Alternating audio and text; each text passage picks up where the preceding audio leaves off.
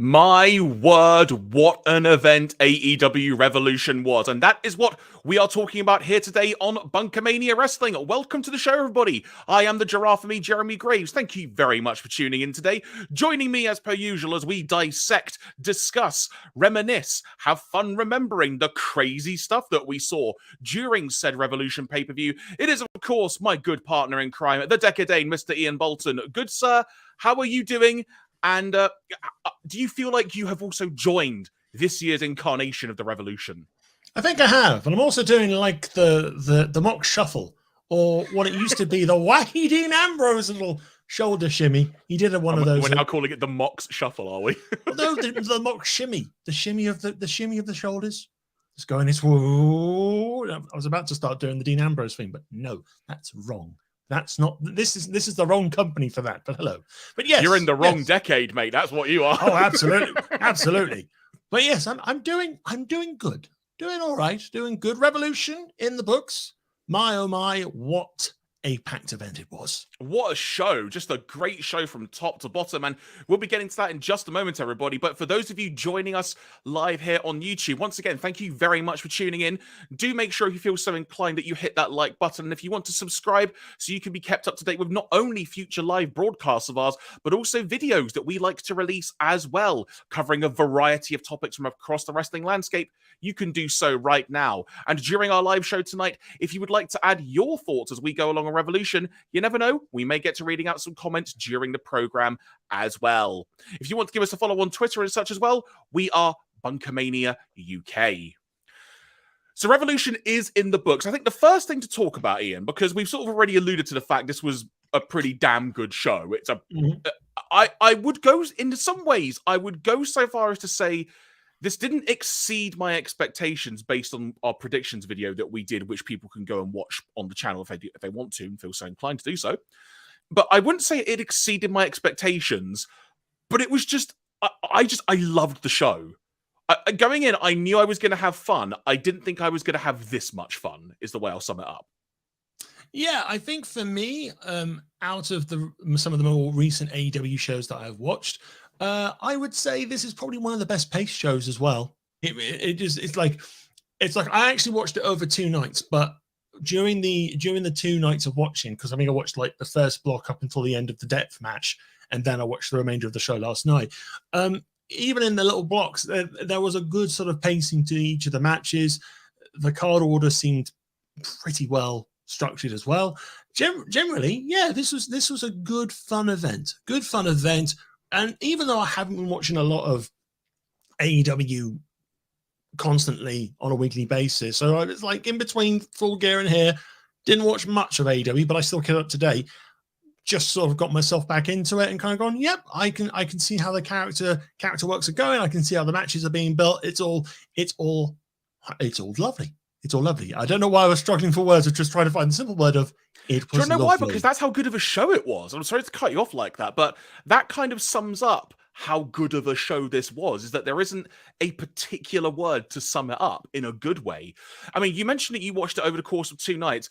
Don't ask me how. I somehow watched the entire thing live. My original plan was to maybe watch like the first hour or 2, but then it sort of got a decent chunk through and I thought, I can do a bit longer. I might go to bed before the main event. Then the end of the tag title match happened, which will, well, more specifically the post-match, which we'll get into in a few minutes. And I was like, I'm wide awake now. Let's do this. So that's sort of how that unfolded. But the proceedings began in the pre-show as there was a 6-man tag match involving Mark Briscoe and the Lucha Bros against the Varsity Athletes, excuse me. I sort of forgot their group name for a second. And that being Ari Daivari, who I think is part of the group now. Question mark. And again, with Josh Woods and Tony Nese. This was just a really fun opener to get the crowd going. Mark Briscoe and the Lucha Bros are such a good trio.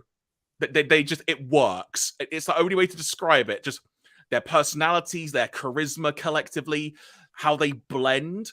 Obviously, Death Triangle with Pac involved is a phenomenal team. We know that. We've seen it. But this also works. And who knows when Pac may return, given he had the nose injury that he had to work through in that best of 7 series. But this was just a really fun match. And it wouldn't surprise me in the short term if maybe this trio of Briscoe and the Lucha Bros ends up challenging for the trios belts. Well, we're gonna need some challenges for the current champions coming up. So yeah, can easily see that. The show kicks off proper. And this was always going to be a bit of a thing of what do you open up with? Because there are arguably, like we talked about in our preview show, there are arguably 3 massive matches on this show. And sort of what order and how do you do this? And in fairness, I thought this was an excellent choice to start with, as Ricky Starks defeated Chris Jericho. There was a tad bit of skullduggery involved in that Sammy Guevara, despite all of the Jericho Appreciation Society being banned from ringside, did come out, but Action Andretti was on standby to take out Sammy Guevara in the process. This was just a really fun match. There was some great dynamic moments, like the spear that Ricky Starks hits at one point. Look, just chef's kiss is how I'll describe it. Lovely spears. Absolutely brilliant. Lovely spears. But the key thing, though, he got a decisive pinfall victory over Chris Jericho, which to me says that concludes this feud. And it's, if anything, though perhaps a little bit rocky in places in terms of its pacing and development, this can only elevate Ricky Starks, and that was what it should have done ultimately. Yeah, I think the right result. I think we both predicted a Ricky Starks win for this one. It feels like this feud is done. This feud is done, and I think Ricky Starks is ready to move on to do another worthy sort of challenge, worthy feud. I think at the moment we're really building up the stock in Starks. So when it comes to a potential rematch with MJF down the line for a title shot, or maybe even TNT title down the line, he's ready to go. Very charismatic as always, great performer in the ring, and yeah, the crowd love him, and a nice AEW homegrown talent as well. Indeed. And funny, you mentioned about championships in the post-match media scrum, which I also watched all of, not live. I was asleep at that point. But Ricky Starks did actually mention, he wouldn't mind getting a bit of gold around his waist. And he name dropped the TNT title and the All-Atlantic title. And part of me thinks the All-Atlantic title might be a good direction, because Orange Cassidy has been defending that belt regularly, and it's become basically a television title at this point. Rather confusingly, given the TNT title. That's a debate for another day. But maybe, as he put himself, he was the FTW champion and made that title actually mean something quite considerably. Why not give him a title and just let him run with that for a while, leading ultimately perhaps to another challenge of MJF? Yeah, I would be for that. Absolutely. Now, a match that we didn't actually cover properly, if you will, in our prediction show, because at the time it hadn't actually been announced, but it's one that I surmised may happen in some form. A no-holds-barred match was announced leading up in the days prior for Jungle Boy Jack Perry and Christian Cage. Then suddenly, I think it was like Friday night or like Saturday during the day, this then got upgraded, I'll use the phrase, to a last burial match, which, when you hear the word burial, you instantly think, oh, a buried alive match. That makes sense given the promo that Jungle Boy did where he was digging a grave and whatnot, and that was harkening back to him mentioning how when his father passed away, I think it was him and his uncle actually dug the grave for his father. So a lot of actual home truths there, if you will, and a lot of, I'll say method acting for want of a better word, but I really don't want to use that phrase, but a lot of that sort of energy involved in it. Ultimately, despite the fact it appeared to be one thing during the pre-show, when we got to the match, we were basically told it was a casket match because there was a casket set up on the ring, on the ramp, excuse me. Christian Cage is we've said it before, and I mean this in the politest ways, he's a phenomenal dick. And him coming out in ring gear that included a sleeveless turtleneck is just wonderful. Pure class. This got very violent in places. Ultimately, we ended up on the ramp. There was some skullduggery involved near the casket. Jungle Boy nearly lost a couple of times. It ultimately came down to Christian trying to hit a concerto. Jungle Boy able to reverse that. He actually did hit the concerto, so maybe now he's finally grown in age to Jungle Lad, like we keep thinking he has periodically. No. And then he stuffed Christian in the casket. He waited for a bit and eventually closed the lid. And then as soon as that lid closed, that casket just went boom. It was like he'd literally gone into the abyss. It was hilarious, but wonderful to see. So your winner was Jungle Boy. Yeah, it was just basically, it was like, yep, you're buried now. Now into the stage or the pits. Like they should have added like flames. It's like when Edge lost in Hell in a Cell against Undertaker, got like last rided through the ring and then fire just shot up. Maybe he literally got sent straight to hell. Yeah. Christian Cage finally sent to hell for being the dickish heel that he is. Gets his just desserts. But yeah, it's like definitely this should now be the ascension of Jungle Man, because he's this is like the second concerto he's done, because I think he gave one, I think was it to Adam Cole, possibly. That was during like a 6-man tag phase, wasn't it? Yeah, I think so. Breakup. Yeah, before the big breakup. So it's like he's done enough concertos. He's now Jungle Man. Again, really good match. Really worked well with the stipulation. Again, like Starks and Jericho, this feels like a feud blow off, and finally, hopefully that after so long. So hopefully this is that again, done and dusted. Jungle Boy, Jungle Man, or Jack Perry. Jack Perry, we'll go with that name. Can now move over to again other things. It's kind of like, I think one of the good things possibly with Revolution is with some of these matches, you can now see, right, we're going to now start turning our stars into other directions for feuds and so forth. So I'm not gonna, hopefully by the time we get around to Double or Nothing, we're still not doing another Ricky Starks Chris Jericho match. If we are, I'll be sad. I really will be sad. Yeah, you're not wrong, are you? It's interesting from a character point of view, because on television, which partly sparked this feud ender, if you will, with Christian and Jungle Boy once again, Jungle Boy specifically said in 2023 he wants to win a championship. Christian came back and said, "You're winning one over my dead body." So the fact now he's been buried into the ground, I really hope that implies he's dead. Or if he comes back as a zombie, I want to see where they go. But hopefully not. I mean, Jeremy, the last time zombies were brought into a wrestling match at WWE WrestleMania Backlash, it did not end well, and The Miz got injured. And that's the first thing you thought of in this? You said zombies! And it's like, how can you not immediately just go to one of the worst sponsored matches in a while? But to be fair, they were lockdown zombies. They had a lot more strength in them. Oh, really? And they were powered by Zack Snyder, were they? And Batista. No? Was it Army of the Dead? Is it Army of the Dead? Yeah, sorry, but we digress though. Yeah, I will say one other random thought though. When it comes to the name of Jungle Boy, I know we've talked about Jungle Lad. What if they just called him Jungle Jack Perry? That'll do. Because I think that's actually, in a way, makes it simpler. And Jungle Jack actually kind of just rolls off the tongue quite well. Yeah, just comes out with like a waistcoat hat. Obviously not like Crocodile Dundee. I'm thinking Crocodile Dundee, but not Crocodile Dundee. If on your bingo card for today's BunkaMania you had a reference to Crocodile Dundee, you can check that off now, I'll tell you. But, I mean, Jack Perry could come in saying, "That's not a chair. This is a chair." You know what didn't need chairs, though? The next match. Arguably one of the top big matches of the show going in.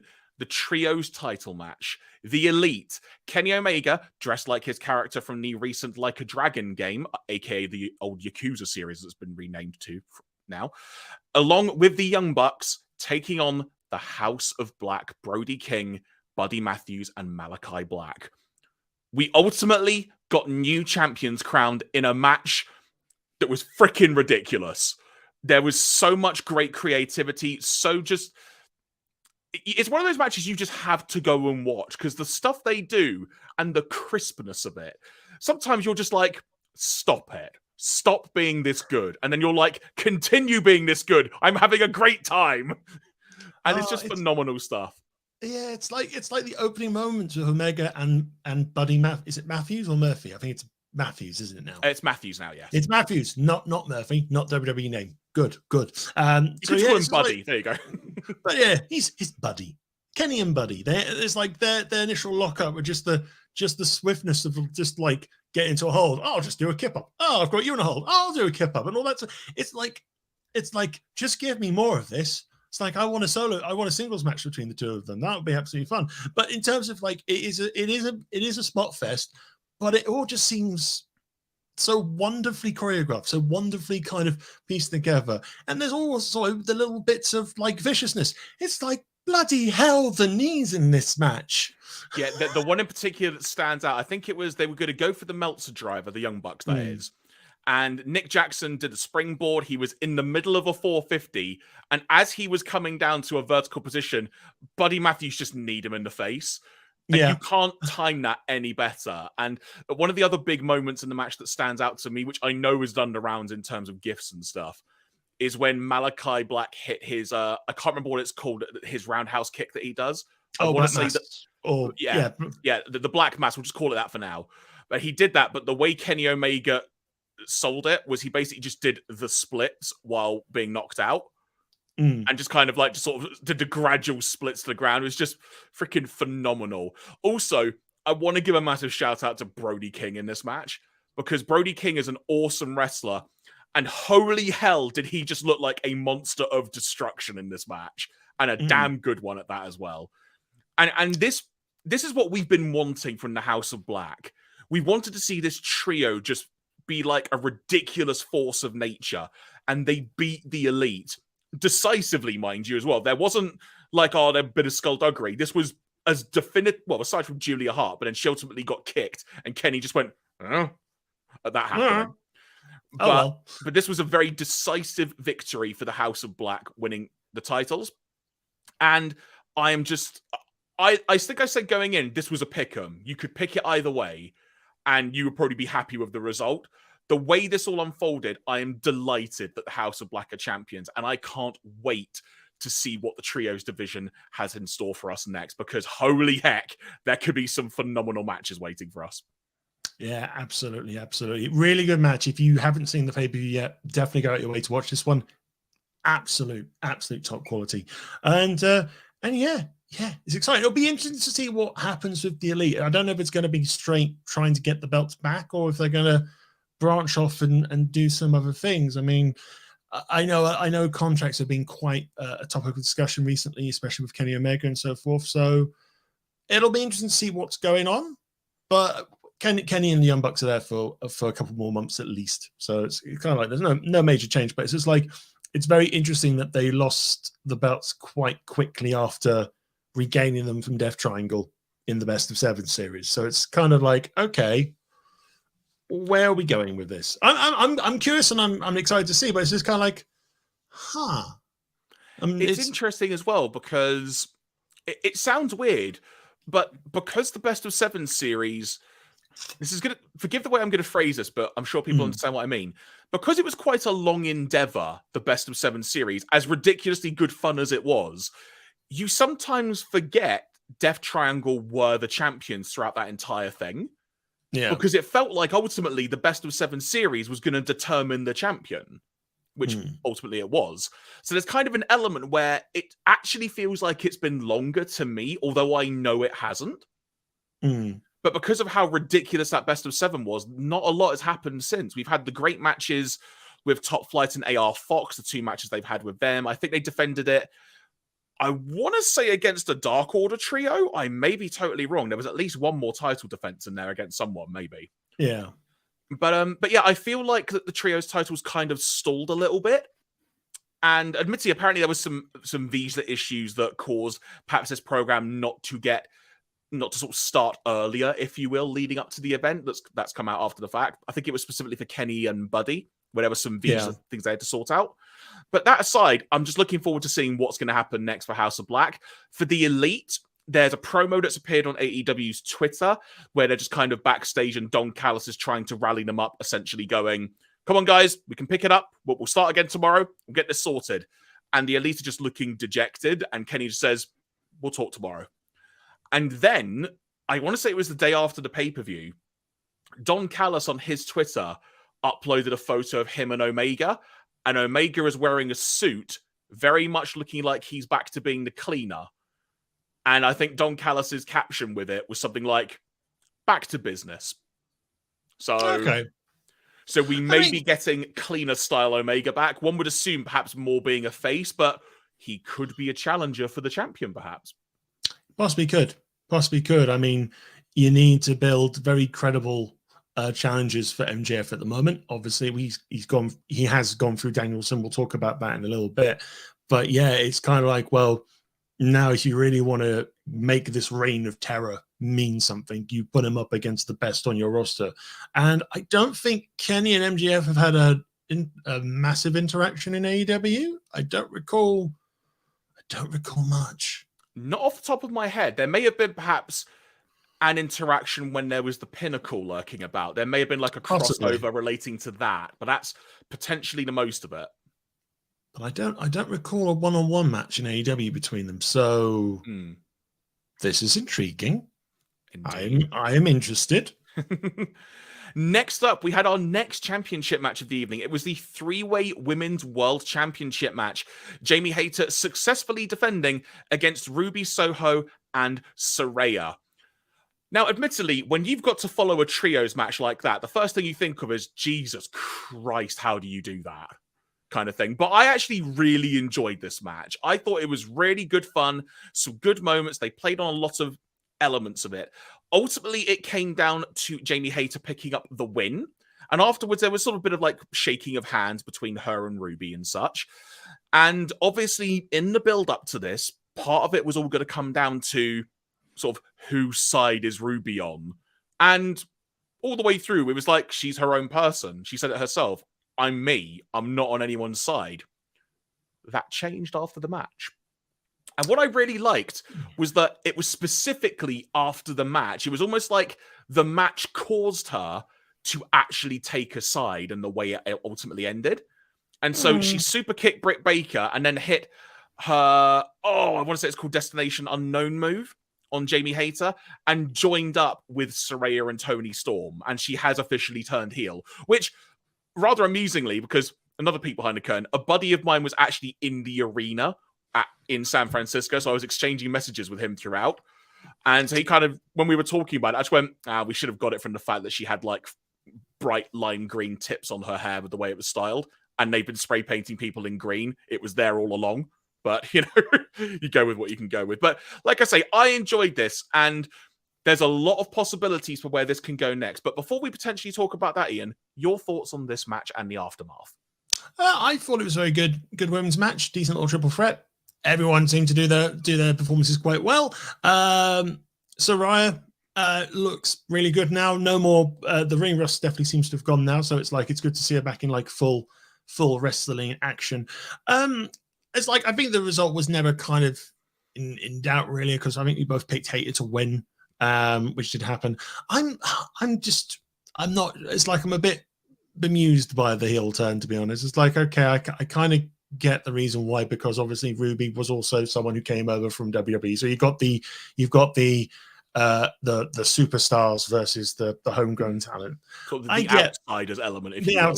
The outsiders element. I get that. I do. I don't know. I'm just not fully convinced by like the heel turn. I think probably a bit more despair maybe from Ruby to finally go, okay, maybe being an AEW a friend of AEW stars is probably not the best way I want to go. Okay, I'll just turn heel. All of it was just like, I've just been rolled up. Guess I'll turn heel then, in that sort of way. I mean, I'm happy to let it play out and see where it goes. It's just like, all right, we'll see. But in terms of where it goes next, because the obvious thing you lean to is, okay, there's 3 on the outsider's side. There's 2 on the AEW side. Who's the third person going to be? And an obvious storyline element to me is Hikaru Shida, given the way that she was being treated by Saraya and Toni. That to me seems really logical, but she's just nowhere to be seen. The other one, which I've seen people talk about around online, which I think could be a fantastic idea, and in some ways makes a lot of sense, would be, what if Jade Cargill ends up being the third person? It would make sense that it's the 2 women's AEW champions taking on the outsiders, along with Britt Baker, obviously. But I think that is a potential really fun idea. It could be another way to elevate Jade, give her some more ring time as well and such. And I think from a character development point of view, we've spoken for a while that Jade's presentation is fantastic, but where is she going? What's next? They've hit the 50 wins thing. what next? This could be a really nice direction for her to go in. I mean, it kind of, in a way, it kind of can write itself if, say, a member of the Outsiders / Superstars faction somehow manages to take the TBS title off Jade. In a way, maybe Toni Storm, maybe Sarai, maybe maybe Ruby. If like one of them takes the belt off, there's a belt on each side, and then Jade obviously wants to get some payback. I like that idea. I like that a lot, especially if Jade is, even though she is a heel, she is immensely popular as a wrestler, as a character in AEW. So maybe it's time to try possibly a little bit of a babyface run, see how that goes, and in this little faction war, and take it from there. But no, I like that idea. I like that a lot. And I know another name that people have said could easily get involved in this entire thing as well if they wanted to make it have more people is bring in Athena, because she's currently the ROH Women's Champion. Have her come in and be on the outsider's side because she would fit like a glove and she's awesome. Yeah. And I think anyone who's got the hint of WWE or NXT connection to them is like, it doesn't make any sense. They have to be kind of homegrown. So I think if anyone is joining the AEW side, you've probably got Jade. Maybe when she comes back from injury, Chris Statlander.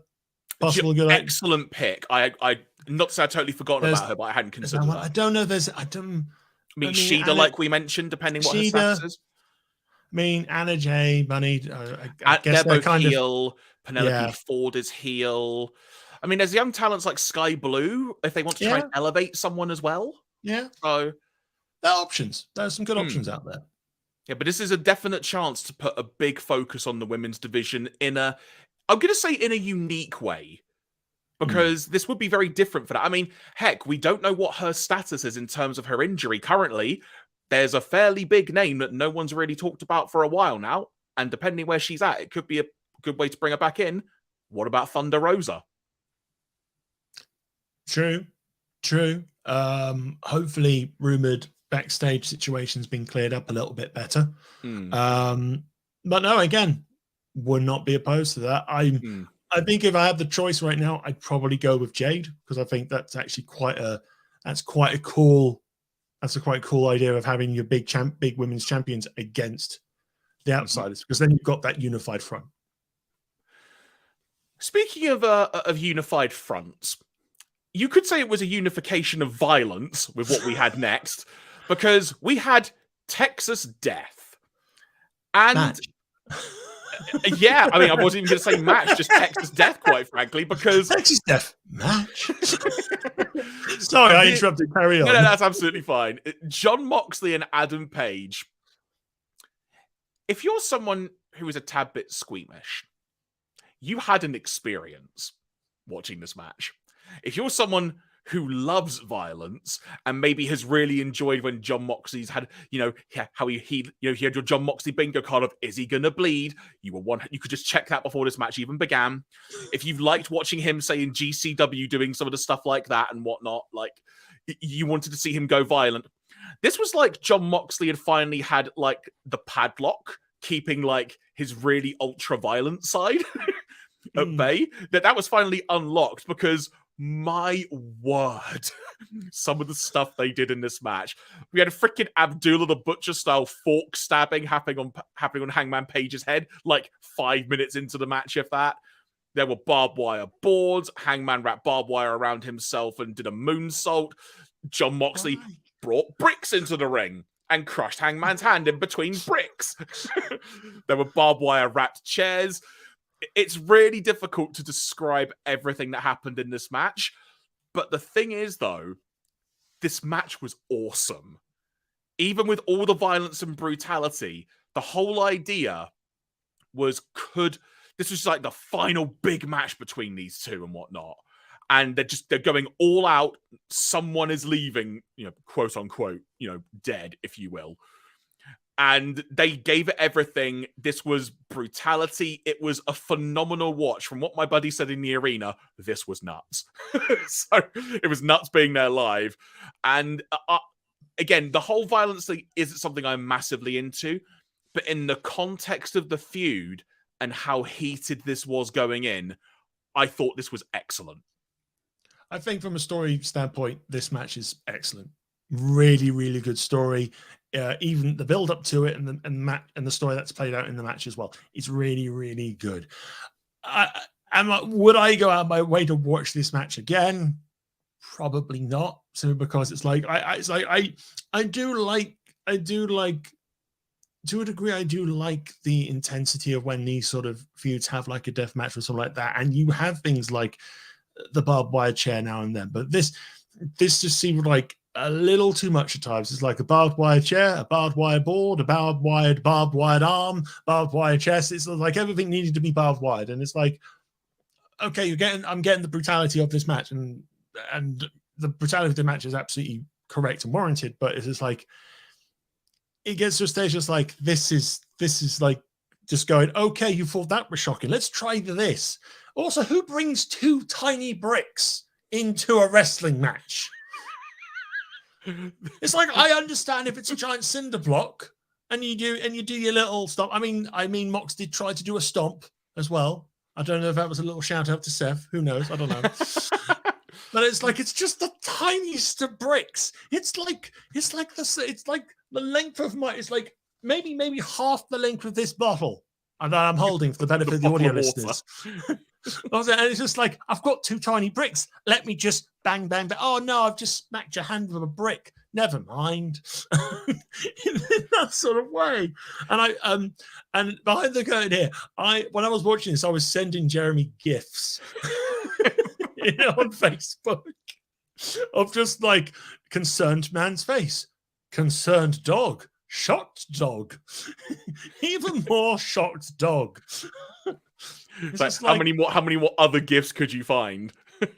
There's so many choices when you go dog shocked, and it's like lots of things going on. But ultimately, I think the match is very, very good. It was a really good match. It was a great stand-up match. The storyline in it was really good.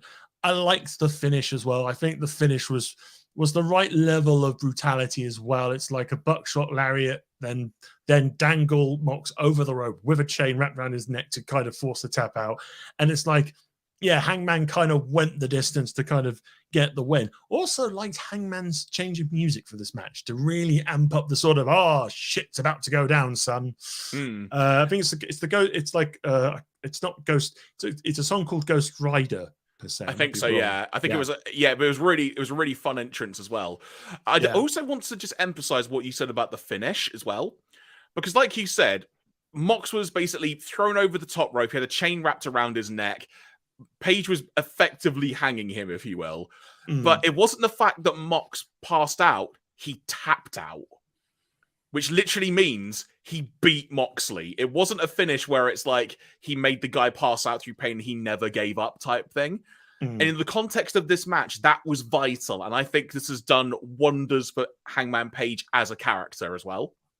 Yeah. Because he's quite frankly, after the stuff that occurred last year, he's needed a big rehab. And the whole trios title thing was a great direction before Brawl Out happened, and that kind of derailed a lot of other things as well. So I'm really glad for the character as well of Hangman Page that this has kind of revitalized him in quite a big way. Yeah. Be good to see where they go. So we go from brutality with blood and everything else you can imagine to the king of television, Samoa Joe, defending his TNT championship against Wardlow. Again, another case where I'm just like, bloody hell, guys, I don't envy you having to follow that. But for what this was, I enjoyed it. I thought this did a lot of good. I thought it had some good moments in it.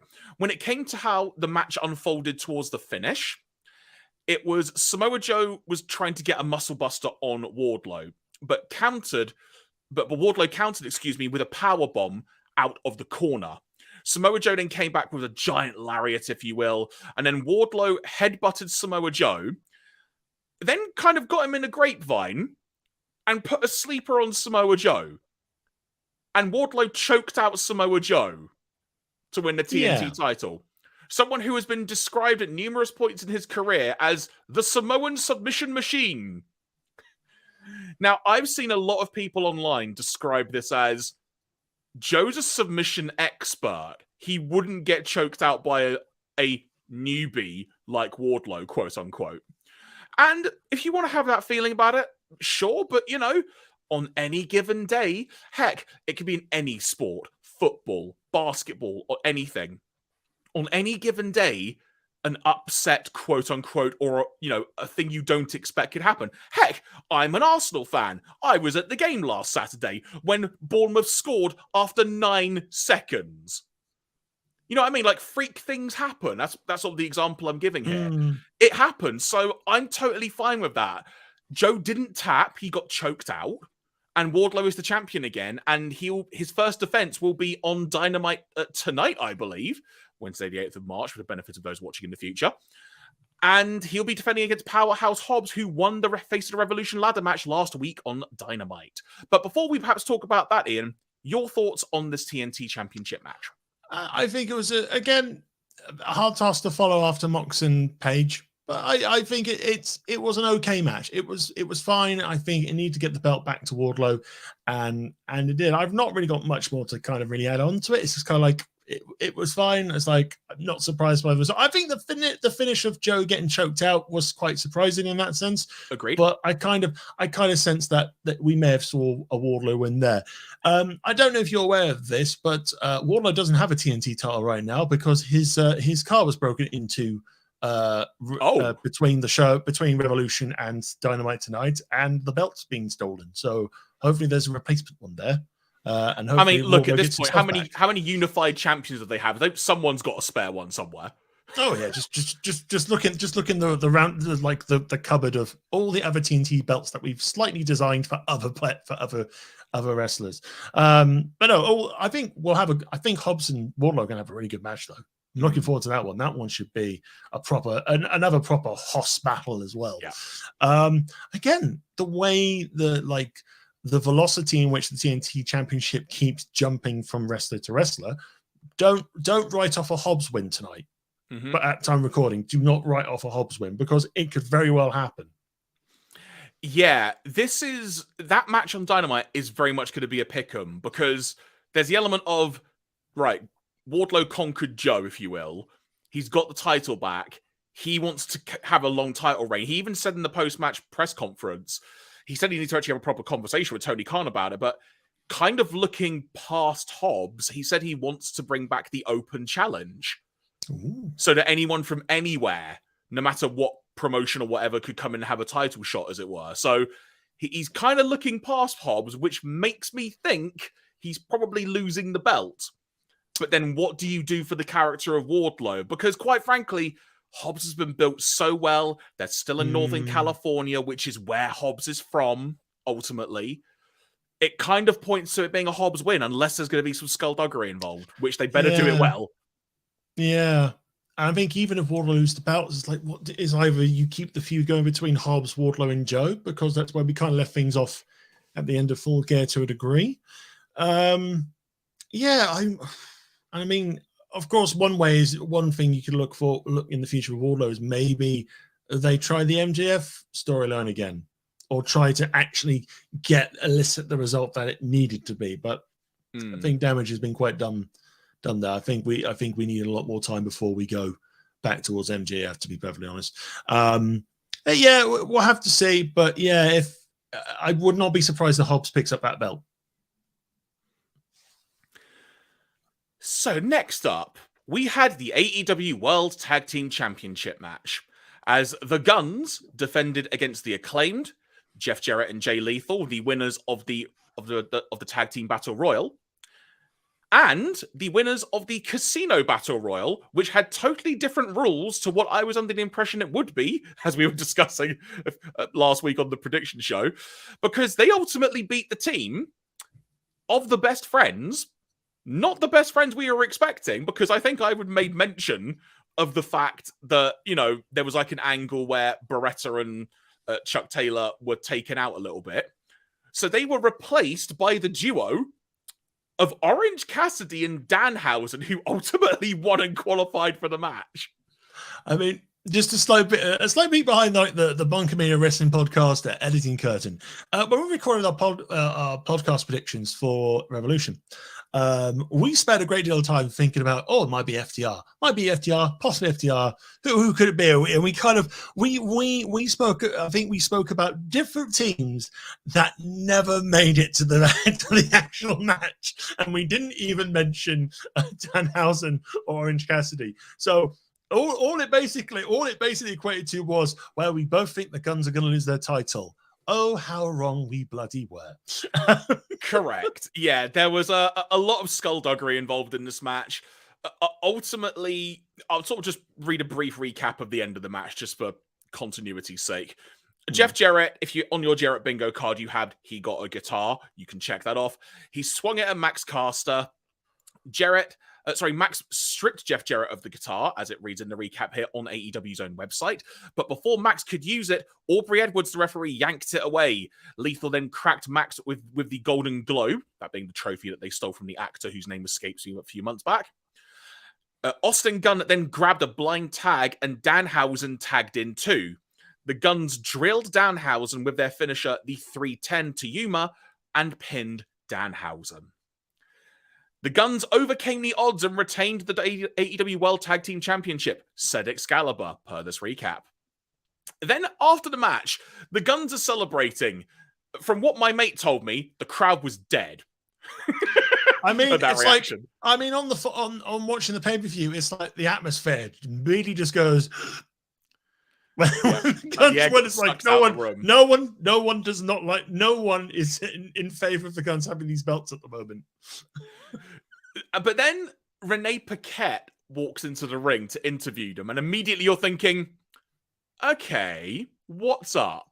Because you're thinking something's about to happen here. And the Guns start talking about how they've beaten everyone. Like, they beat FTR, they beat the Acclaimed with the belts, they've just beaten 3 teams now. They are the best. Then FTR's music hits. And then Dax Harwood and Cash Wheeler come out to the ring, and we get a mini brawl, which 2 seconds in, Dax Harwood gets hit hard way above his eye and is bleeding everywhere. Oh. As he so eloquently puts it on Twitter himself when he posted a photo of it. 2 months out, 2 minutes back, bleeding already. Let's do this. Yeah. But yeah, so FTR are back, and they made it clear they want those tag team titles, which is a logical feud progression step because there was that feud between them late last year where FTR lost to the Guns, excuse me. Yeah. So it does actually make sense that FTR still have a gripe with them. Yeah.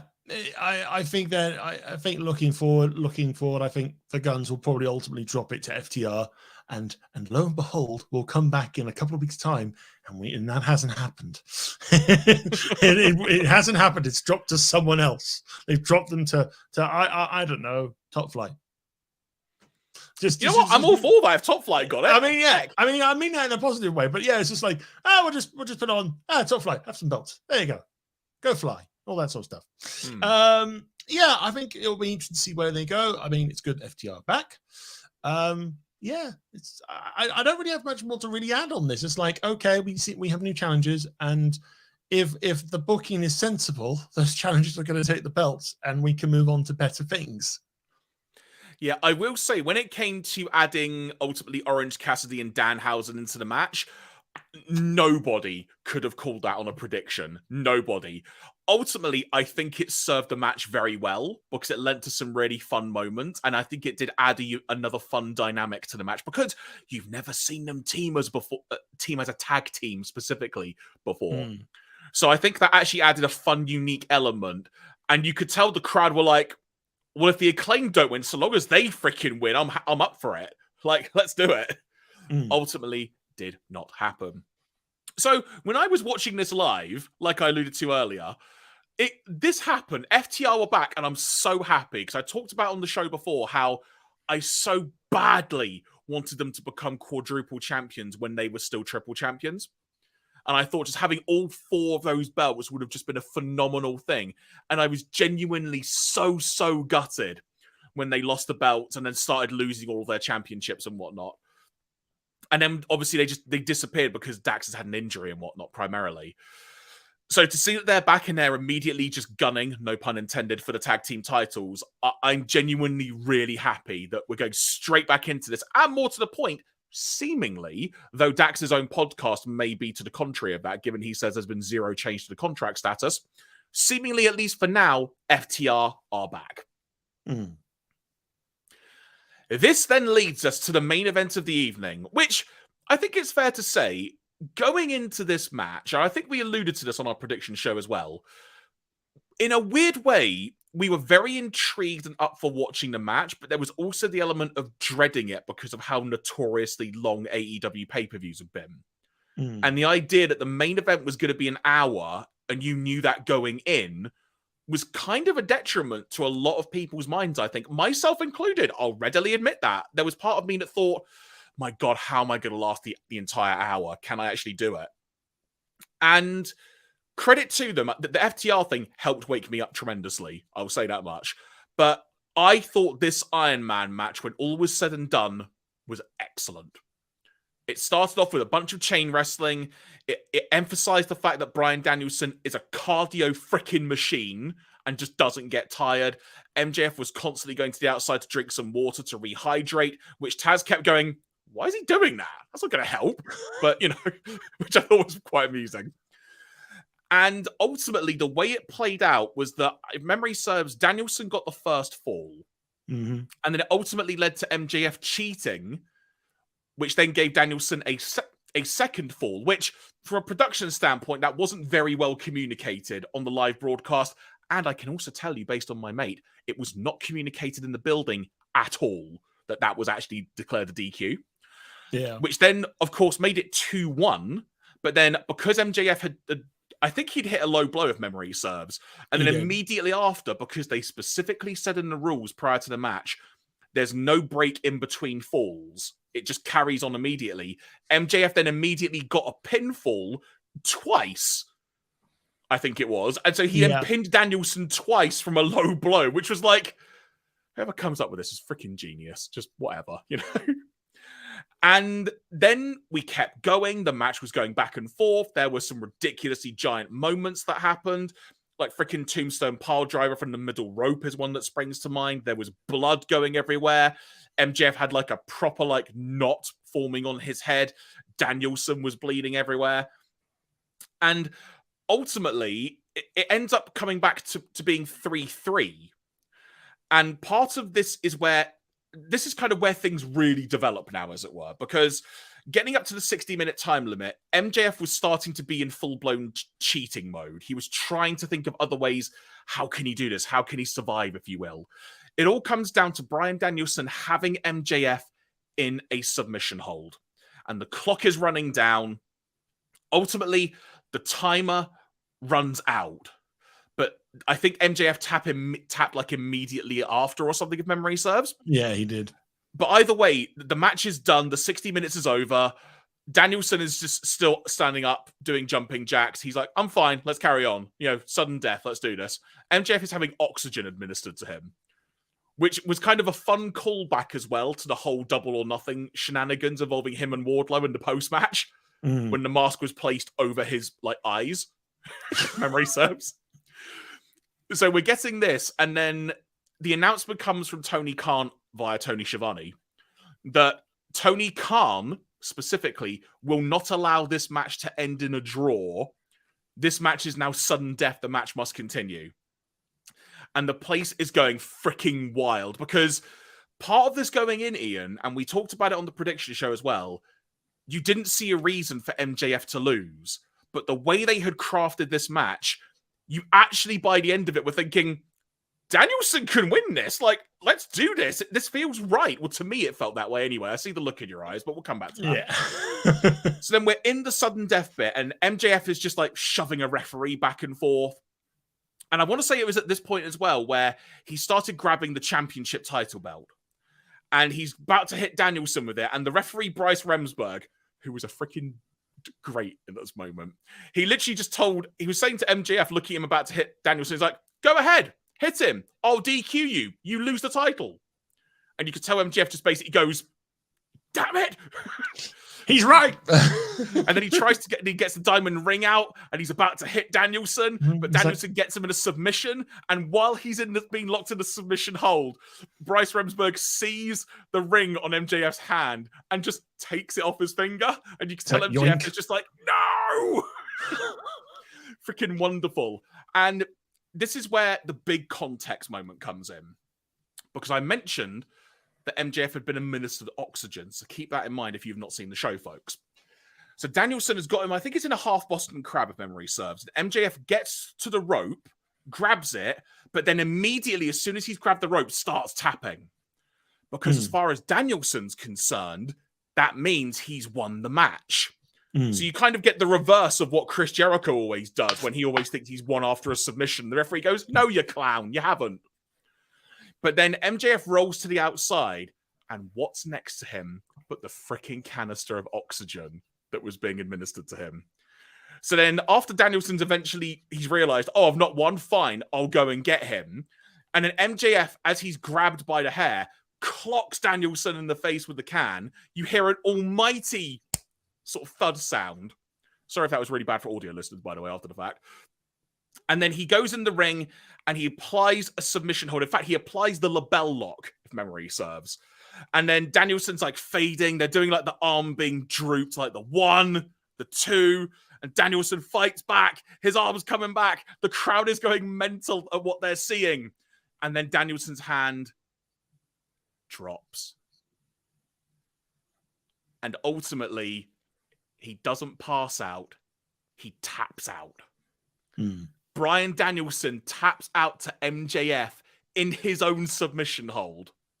And MJF retains the title. This match was excellent. I did not expect to say that going in. I thought it was going to be really good. This was phenomenal, the story they told. Watching it live in the moment, I was on the edge of my seat. There was part of me that thought, maybe they will give it to Danielson. That's how much I was in the moment. And that's what I love about wrestling, is when you're in that phase of being in the moment. I loved this match. Arguably, they could have perhaps done some things differently, perhaps timed things out differently. From a production standpoint, it wasn't perfect. Like I said, one of the flaws was very difficult to realize. But overall, I thought this was excellent. With that being said, Ian, because I've talked far too much about this match now, what did you think of this match? I think this was a very excellent main event.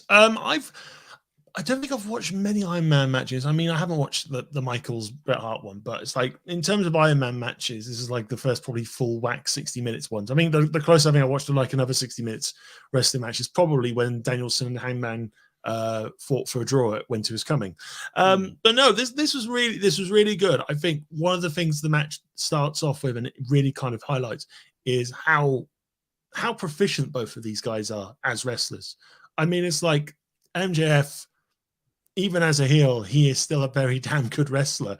And he's like matching moves with Danielson in the opening bits. Again, trading submissions, escapes, and all that sort of stuff. Really, really good. It's also the fun MJF like smack talking. And there's the bit where he's picked up some water and he just walks past the camera and just goes, "Oh no, Dave, I'm having water. Will that cost me a star?" He goes. This is also after a bit of an incident where he intentionally threw water in a child's face, which, probably we'll come back to that once we've talked about the match, because it turns out that was actually far more than anyone could have realized at the time. Yeah, indeed. But no, I mean, again, really, really good spots. You've got like you said, the tombstone from the second rope. You've also got the elbow drop through the table from MJF. During like the final third, and then another like tombstone pile driver through the remains of the table as well. It's just kind of like, I've just got to keep doing tombstones. All right, fine, all that sort of stuff. But no, it's like it had a lot of great drama. I think despite the match going on to sudden death and stuff like that, it's kind of like, again, there's no. I think for me there was no kind of. You just couldn't take the belt off MJF after like maybe one defense. He's only had one defense against Ricky Starks. I think so. I might be wrong. I mean, he did have like eliminator style matches, but it's like, I think it's too early for MJF to lose the belt, and I think he's going to hold that belt probably towards the end of the year. By that point, we know what on earth's going on with his contract, but that's another story. But no, really good match, a good definitive victory as well over Danielson, even though it's done by nefarious means. But this is MJF. You expect it. You expect him to do it through nefarious means. But yeah, really good match. Nice. It'll be interesting to see if someone else steps up. I from earlier, I kind of like the idea of Kenny being a good sort of next level tier opponent. I mean, Hangman can always like divert around and come back for another run at it. So there are some very good options on the table for MJF to continue. And I enjoyed the pickle eating straight after in the post media scrum. It's just like he just loves those pickles. Just loves those pickles.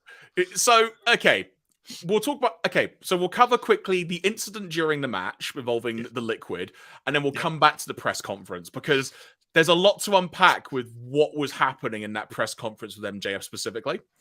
So the incident that you mentioned during the match was he went to the outside. He was kind of, if you will, stalling for time. And there was a woman next to him who was like drinking liquid out of a cup, clear liquid. You put anything like water or lemonade or something. He takes it, and there's a kid just kind of sitting a few seats on, just sitting down, not really paying attention. And he just chucks the water on the kid, just on his face, as it were. Meanie. And you don't think anything of it. You think, oh, what a dastardly man. Damn you, MJF. And the immediate thought you think of is, that was probably just a plant, stuff like that happens. Turns out it wasn't. And it turns out it wasn't water or lemonade in that. It was tequila.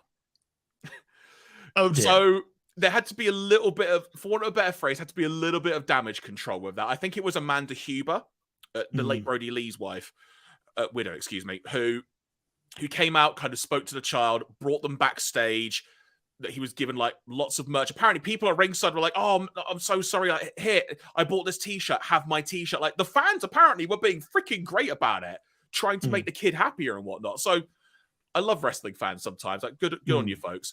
But he got to go backstage and meet his favorite AEW stars, including Powerhouse Hobbs. Like he got to hold the giant brass ring, which was like the size of the kid. As it were. There's like a photo doing around. And apparently as well, they've also given them like tickets to Dynamite tonight and stuff. So they're going to be there as well. That's good. So they did a really good job of making sure, obviously apologizing and making sure the situation was smoothed over as much as possible. It also had come out from Tony Khan that during the press conference, when it was mentioned, that incident, he made it abundantly clear, like what he's saying wasn't an angle and that there had been a stern conversation about what had happened. And that was not how the champion will ever behave again. And you can always tell from the way it's worded. That wasn't the exact quote, but the way Tony Khan put it, you could tell that's someone was read a bit of a riot act there. Yeah. You could tell. But to the press conference itself, MJF comes waltzing in, effing and blinding. He sits down. He's all bloodied. He's got a towel around his neck. And then there in front of him is like a plastic container full of some company's famous pickles. And he starts just eating the pickles. And now I didn't cotton on to this immediately because that's just how my brain works. But a lot of people started going, this feels really familiar, what's happening right now. And basically, it was a spoof on CM Punk's championship-winning promo when he then went all out, pun intended, in terms of changing the course of history in AEW, as it were. So there was a lot of play on that, and he was obviously being typical MJF in how he answered a bunch of questions. It was also actually quite a good press conference from an MJF perspective. Like, he was telling people, actually ask me some tough questions, but he was also putting over certain journalists as well. Like, one that springs to mind specifically was Will Washington from Fightful. Yeah. Like, really just kind of saying, no, look, you're good. Like, ask me a question. And so did. So I thought the entire presentation of the media scrum as well actually added to what you have seen. And in some ways, that's what it needs to do. I appreciate it's not like a WWE one where it's very much in character type thing, because this was in character, but also a lot of home truths as well. You could tell. Yeah. Kind of that blurring of the lines. Yeah, I think this is kind of like a new thing that's really kind of cotton into like both AEW and WWE. I mean, AEW obviously went with it first, and then WWE have picked it up since, I think, I think since Clash of the Castle they've been actively doing those. But yeah, from WWE standpoint of those type of things, yes, some of it is mostly story driven away. And when the only real sort of major questions come to when Triple H comes out to kind of talk about how the show did and other little bits and pieces. But no, I mean it was quite interesting with MGF kind of obviously still keeping in character, but then generally actually answering some questions and kind of talking about other wrestlers that on the roster he would like to have obviously would like to have another match with, like Darby or something like that. But obviously still goes back to, oh, by the way, I'm better than them because I've got the belt. Now, who wants a pickle? Yeah, in terms of other notes from the press conference itself, nothing particularly massive. Obviously, there was talk of, would MJF like to face any opponent? He basically just said, I'll beat them. It doesn't matter. Whoever you want in front of me. There was a little bit of a confrontation between Wardlow and Hobbs because Hobbs came walking in as well. And as mentioned, Wardlow said he'd like to bring back the open challenge for the TNT title. I'm sure there was some other notes as well that I'm just sort of glossing over unintentionally. But overall, this AEW pay-per-view experience as a whole delivered from start to finish. It was an excellent show, capped off with an excellent main event. And one would like to hope, because we kind of say this sometimes, that there comes a point where it feels like there's a natural place for an AEW pay-per-view to be in the cycle of television that AEW has. And it felt like they've needed that for a little while now. And this was their first big show of the year. It delivered. And now, like we've talked about, there's been a lot of seemingly ending of feuds, I'll say. Clear, like, bookends of chapters. Right, where's this person going next? And that makes me excited for Dynamite, for what's going to happen next. Yep, because we'll be on the road to Double or Nothing at the end of May. Indeed. And in terms of what is going to be happening on Dynamite tonight at the time we are broadcasting this live, announced for the show so far, we've got AR Fox and Top Flight taking on the Jericho Appreciation Society trio of Sammy Guevara, Daniel Garcia, and Chris Jericho. Now, Jericho is on a bit of a, in terms of his most recent matches, barring Peter Avalon on Dynamite last week, he's on a bit of a losing streak at the moment. Of which, also, quick note about Starks and Jericho, which I forgot to mention. I can't remember how he did it, but however Ricky Starks blocked the Judas effect was freaking sweet. Oh, yeah, it was just like, no. Just brings up the arm. Nah. Also announced for Dynamite, Orange Cassidy defending the All-Atlantic title against Jay Lethal. We've also got a tag team match following on from the recent BCCV Dark Order stuff recently. John Silver and Alex Reynolds taking on the BCC duo of Jon Moxley and Claudio Castagnoli. So good. Moxley is not going on holiday, if anyone thought he might be. Why can't anyone just let Mox have holiday? He just wants to go on holiday. He wasn't supposed to be here a couple of months ago. Apparently, we'll be hearing from Hangman Page. We'll also be hearing from Ricky Starks, the TNT title on the line, Wardlow against Powerhouse Hobbs, and also Ruby Soho and Sky Blue. Funny enough, we were mentioning Sky Blue earlier in passing, weren't we? So it is a packed episode of Dynamite tonight, and I'm really looking forward to seeing where this post-Revolution Dynamite takes us next.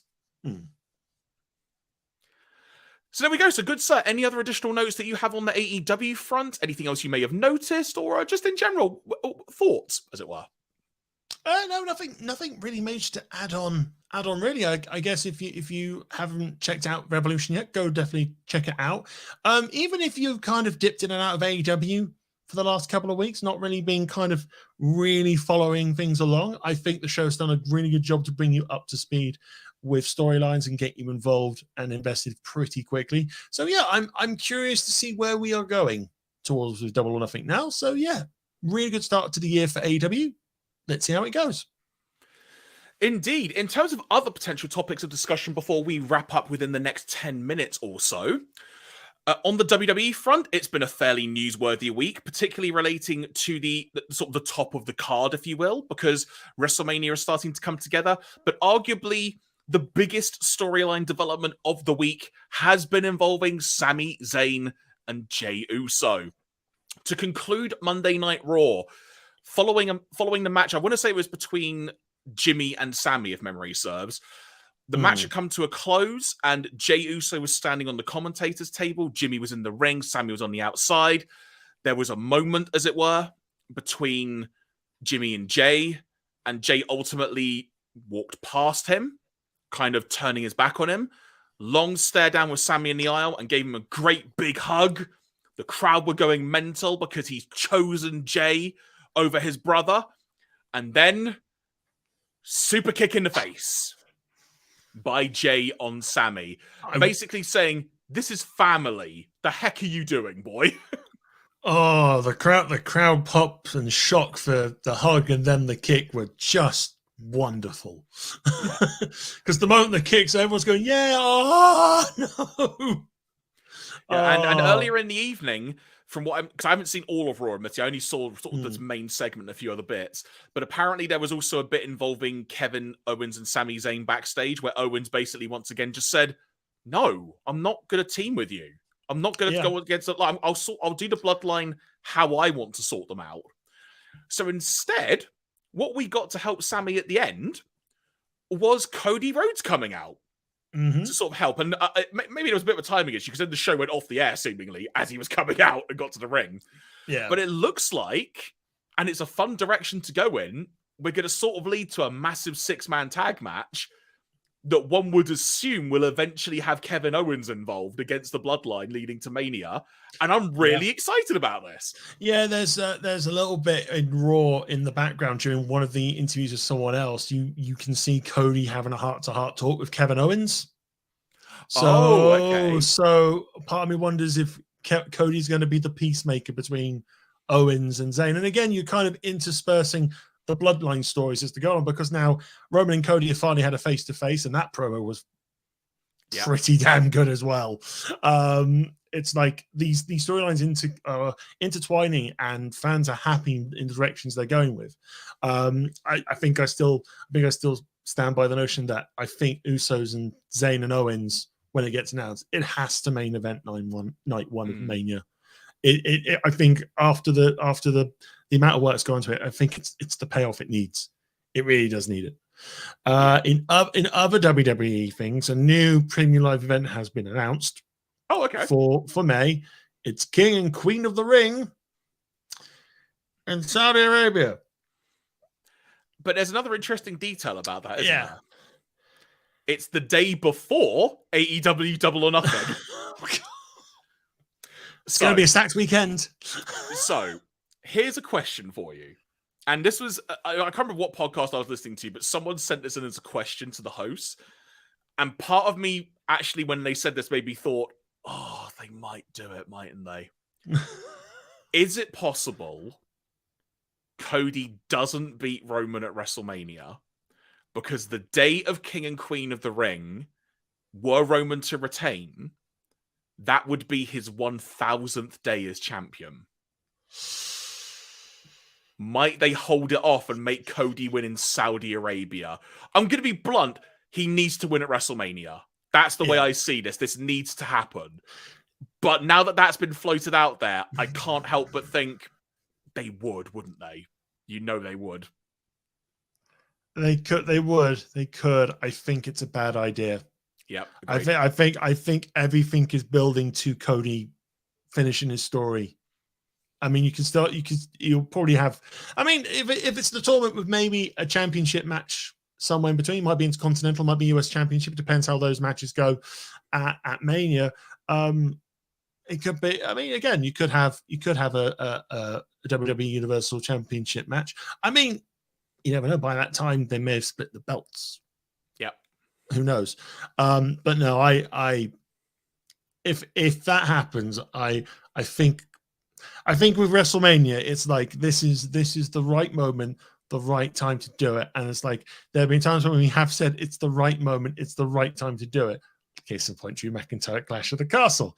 That didn't happen. So yeah, there's a small percentage of me that kind of goes, yeah, I can see it, but I think it would leave a bad taste in fans' mouth. And again, I think it would be a massive misstep in the Triple H booking era of WWE.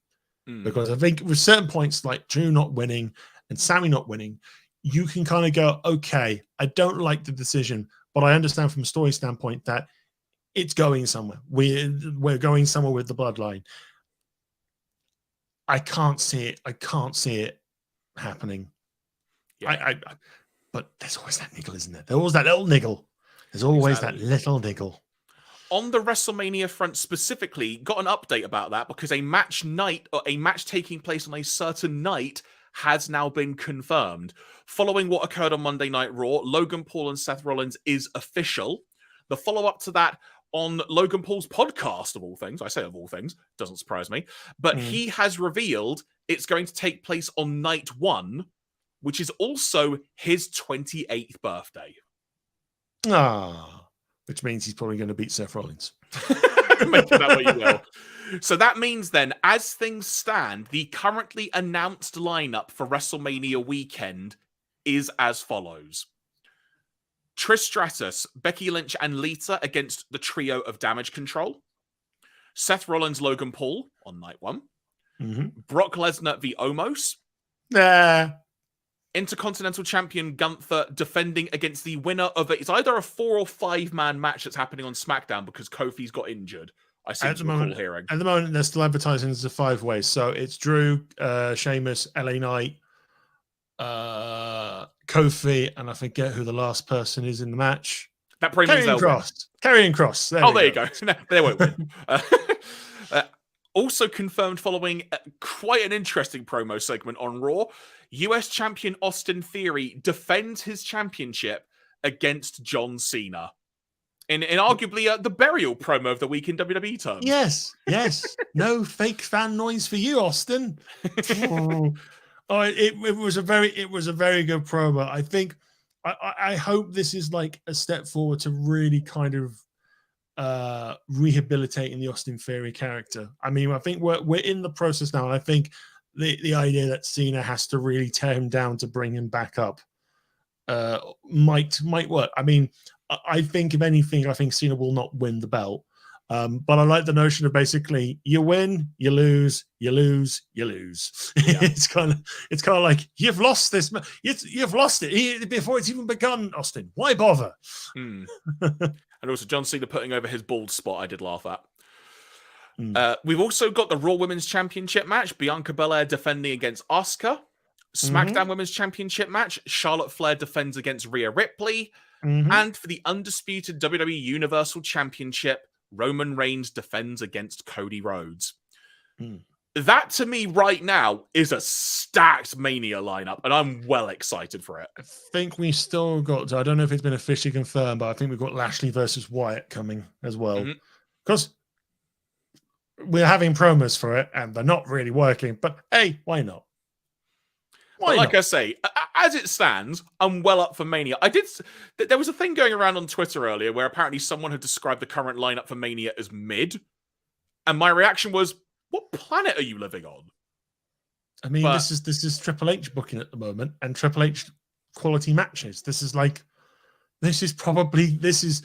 to be kind of like hopefully the equivalent to an NXT Takeover Mania. It'll be fun.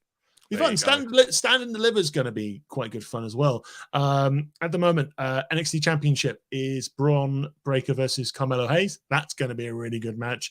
And after annoying Shawn Michaels to the point of just getting him really annoyed, Shawn Michaels isn't coming out of retirement, but he's enlisted Johnny Gargano to come and kick Grayson Waller's ass. Pretty much. And I think Roxanne Perez might be defending against Tiffany Stratton.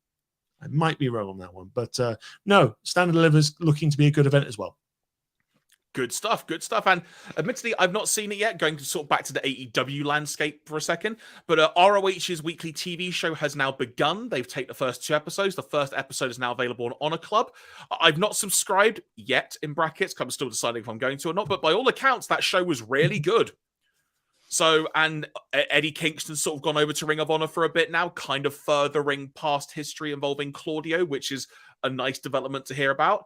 There's going to be a big show WrestleMania weekend for Ring of Honor, so stay tuned because there's going to be a lot to talk about in the coming weeks on that front. But with that being said, everybody, I think we're going to start to wrap up the show now.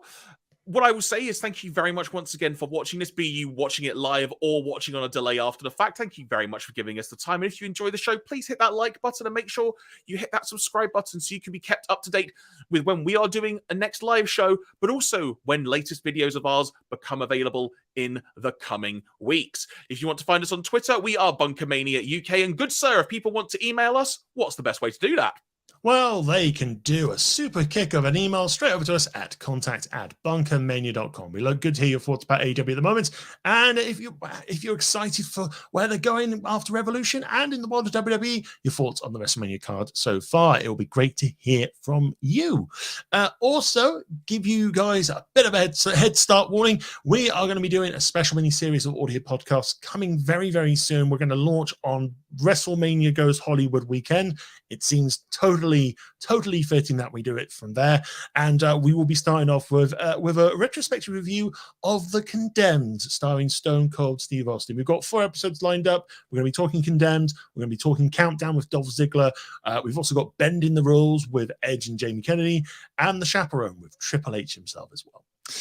So yes, if you want to listen to those, they are going to be exclusively available on audio podcasts. Just search for BunkaMania Wrestling on your podcast provider and just click the subscribe button. You'll get them as soon as they are released. Indeed, plenty more videos in the works as well, folks. Chances are the next video you will get from us, all going well, should be next week. And we've got some other things in the works as well, because with the new WWE 2K game coming out, some interesting developments on that front that have come to light literally in the last day or so in terms of what may or may not be possible.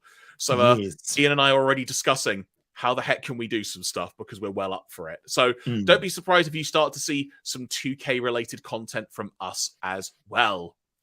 With that being said, once again, thank you very much for watching. Keep enjoying wrestling, folks. And from myself, Jeremy Graves, from him, the Dekker, Dane, Mr. Ian Bolton, we've been BunkaMania Wrestling, if I can get my words out. Thank you very much for listening. Talk to you next time.